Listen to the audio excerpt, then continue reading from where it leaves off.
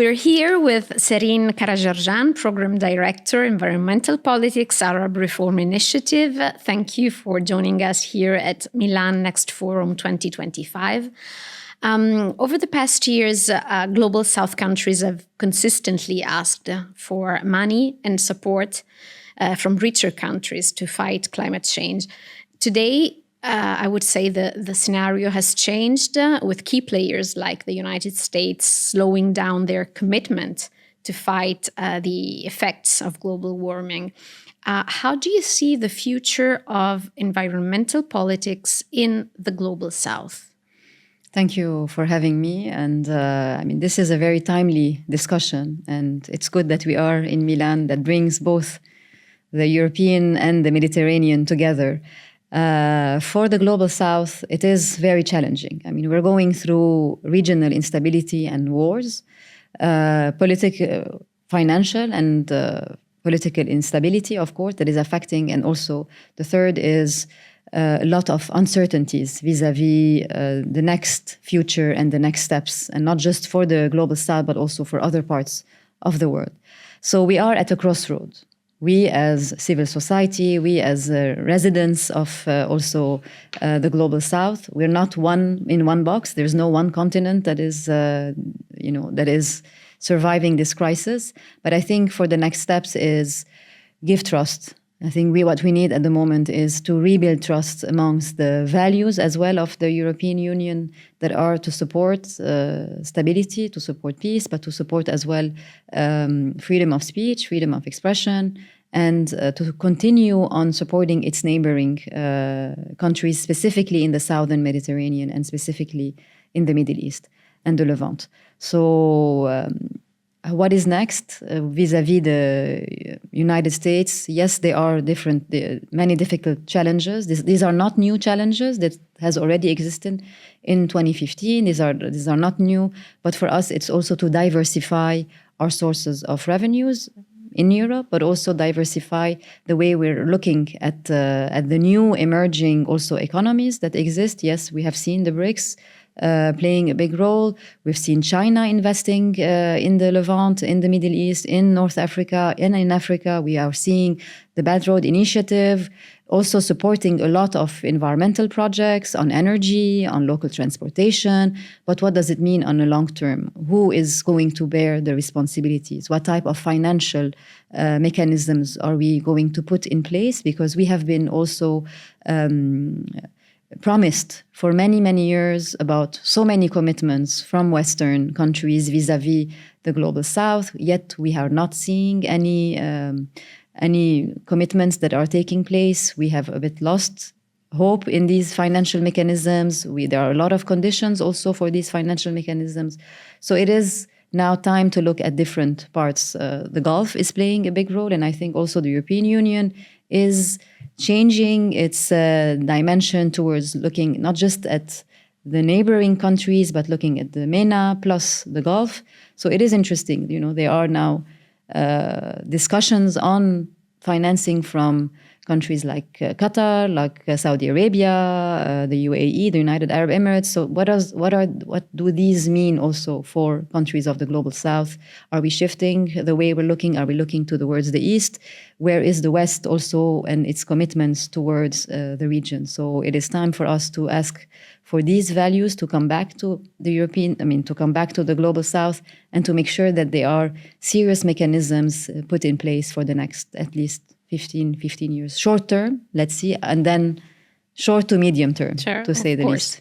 So we live in challenging times, but they're full of opportunities for new players to maybe step in.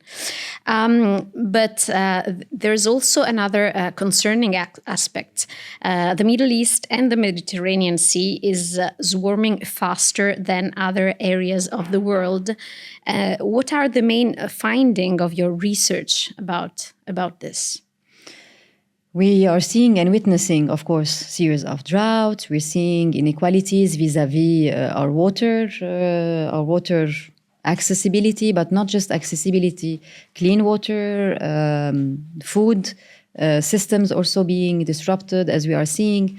But yet what we need to look at the nexus of water, energy, and food are interconnected.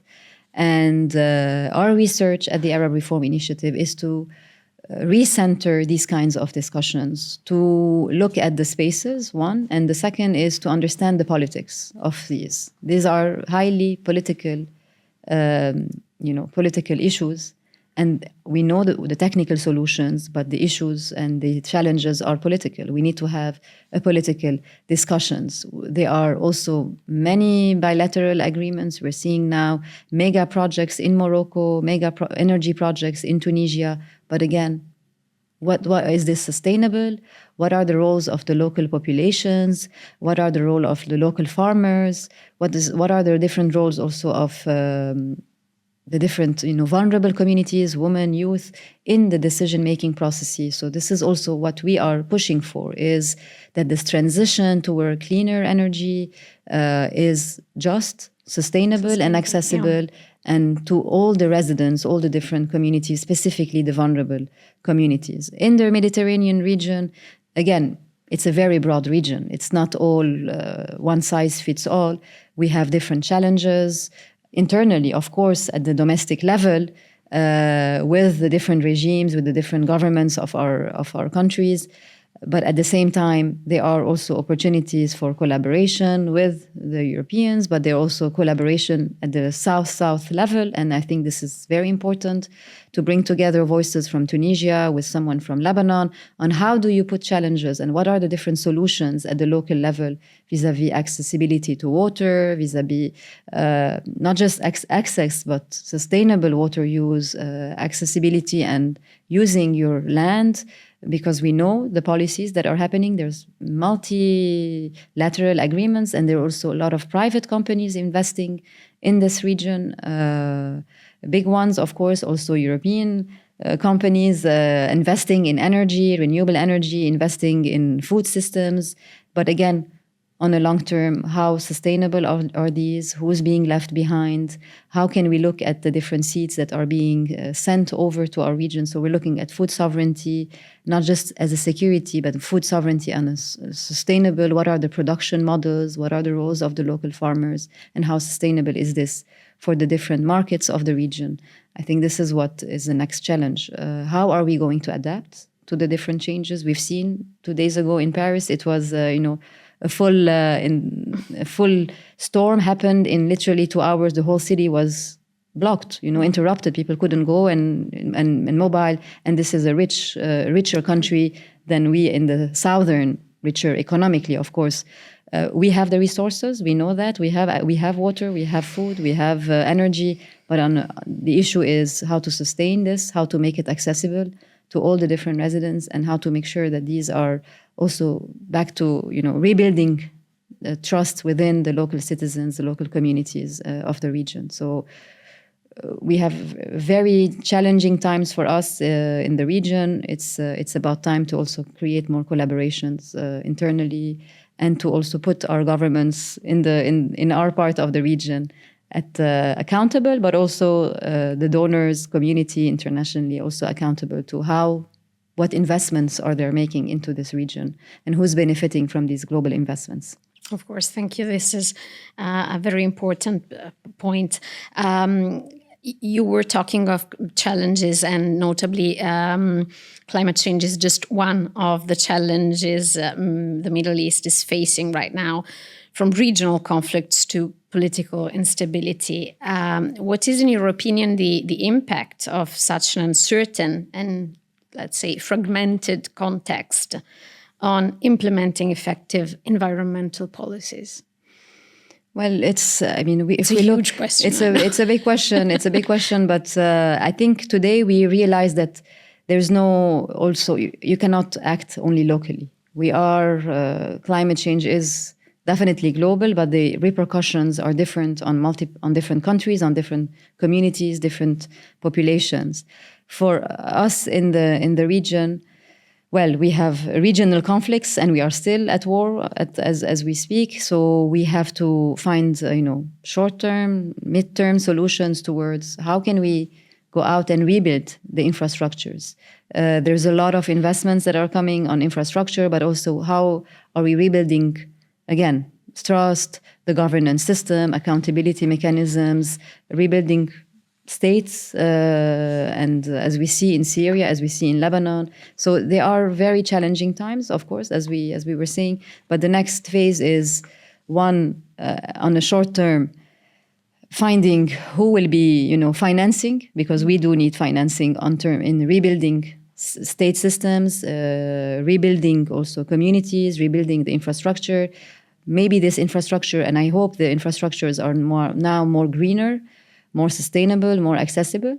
But what we need, if we look now, are people going back to Syria? Are people going back to their villages in Lebanon after the war? They have to have access. We need to have access to electricity. We need to have access to clean electricity. People will not go back to areas if there is no electricity, no water, no food systems, and land is still being under threat. So I think these are the next challenges to, one, find solutions on the short term that are accessible and just to all the different residents, and at the same time, accountability systems and measures. And the next step is to make sure that these investments are not just supporting the same political elites, the same ruling powers that have been so far supported within the systems of existing structures. Sarine Karajerjian, Arab Reform Initiative, thank you so much. Thank you so much.